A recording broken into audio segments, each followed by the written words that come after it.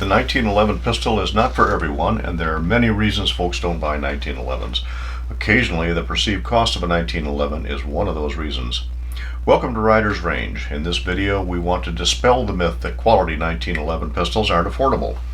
Before we go any farther, I want to thank Ann Arbor Arms for their support of Rider's Range. Ann Arbor Arms is a state-of-the-art, 5-star range and training facility with a retail and online store. They can be found at AnnArborArms.com.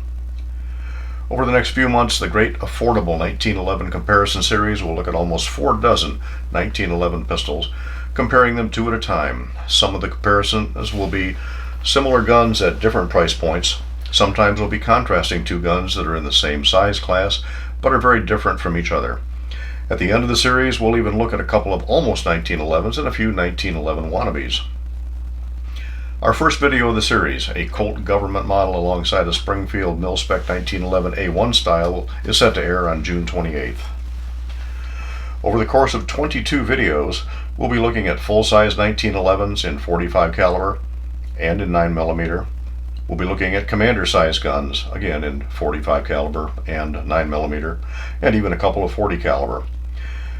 And we'll be comparing officer-size, compact, and ultra-compact guns with barrels ranging from commander-sized 4 1/4 inch down to ultra-compact guns with barrels down to 3 inch, again in .45 caliber and in 9mm. For a full list of the guns we will be comparing, and for the tentative order of their appearance, please visit our website, www.ridersrange.com. So, what is affordable? Well, that means different things to different people. A $50,000 Cabot may be affordable to some, while a High Point or a Kel-Tec may seem out of reach to others. For the purpose of this series, our range of affordable 1911s ranges from $400, the price of many common polymer frame guns, to a street price of $1,600. Now, before you start typing comments that a $1,600 gun isn't affordable to working folks, please pause this video, go to the Affordable 1911 page on ridersrange.com, and read how we arrived at our definition of affordable. It's okay to pause to go there now. We'll wait for you. Alright, now that you're back with us and you realize that with a little financial planning and sacrificing your morning latte, a quality 1911 is affordable on the average working wage, we hope you will stay with us while we finish this introduction to the series. I said we'll be looking at almost 4 dozen affordable 1911s, but there is still one gun we're missing for this comparison. It's represented by the white outline in the introduction photo. I'll explain exactly what we're missing and what we are looking for a little later on in this video.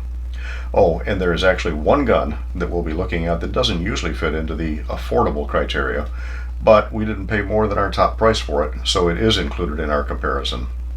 The Rider's Range collection of 1911 pistols grew through our quest to find the perfect 1911 for everyday carry and the perfect 1911 for carrying during all-day training sessions. Every time we found what we thought was perfect for one mission or another, a new 1911 came along. Often thanks to the pre-owned or consignment case at Ann Arbor Arms, or another local gun shop, or a good find on Gunbroker, Arms List, or the Michigan Gun Owners Forum. We eventually found a couple 1911s that we believe are perfect for everyday carry, at least for us. Your preferences may differ, or you may agree. Either way, please let us know in the comments to this video. Some of the guns we will be looking at were purchased new, though many were pre-owned. We have personally fired at least 200 rounds through every gun we'll be looking at, multiple thousands of rounds through some, though we have no way of knowing how many rounds went through any of the used guns. I do know that at least 2 of the pre-owned guns were former rental guns that have racked up several thousand rounds each. So we know how all of our guns run, and for the most part we know whether or not they're reliable enough for us to stake our lives on. If we had any issues with any of the guns, we'll mention it in the videos. We'll be testing them on camera for accuracy at 15 yards, as well as on steel at various distances out to 50 yards. We will be generally using factory ammunition for the camera testing, though we have run a variety of ammo through every gun, including hand loads, and for the potential carry guns, many magazines of factory defensive loads. We'll be comparing each pair of guns side by side and covering the features and specs that we believe are important, including loaded weight of each pistol.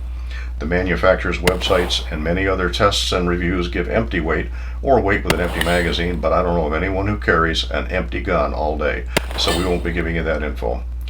What we also won't be giving is reciting all of the dimensions down to 1/100ths of an inch. If you want that type of detail, you can easily find it elsewhere on the internet. So once again, please visit our website for a list of the guns for this video series, and please let us know in the comments section or in the contact page on Riders Range website if there is any comparison that you'd like to see. Now, I mentioned this is a 22-part series. We intend to post a new video every week. However, we will also be doing videos on other firearms and equipment, as well as a safety and range prep series.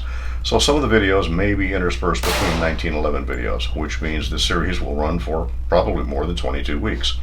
And please let us know if there are any other videos that you'd like to see that aren't 1911 related.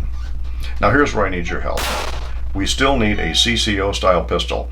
That is a commander slide on an officer size frame, preferably one with a steel frame to compare with a Les Baer Stinger.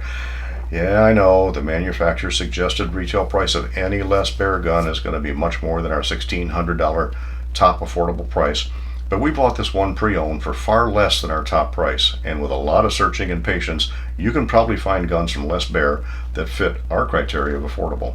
We're anxious to see how the Les Baer Stinger stacks up against a similar but less expensive gun. We're considering a Fusion Freedom Series CCO. That was built on a steel frame. Then we're also looking at the SIG C3, which is a CCO on an aluminum frame, but there may be others out there that we haven't considered. Now, as a side note, if you're thinking of a Dan Wesson CCO, well, we already have one, and that's scheduled to go up against a Kimber Compact. We're going to need to purchase this gun before the end of the summer, so we would appreciate your thoughts and suggestions on either the Fusion or the SIG, or on something else that we don't have or haven't put on our list. Please post your ideas in the comments below or email them to info@ridersrange.com. We hope you enjoy our great affordable 1911 series over the next few months. To make sure you're notified when a new video comes out, please subscribe and enable notifications. Thumbs up are also always appreciated. Thanks for visiting Riders Range.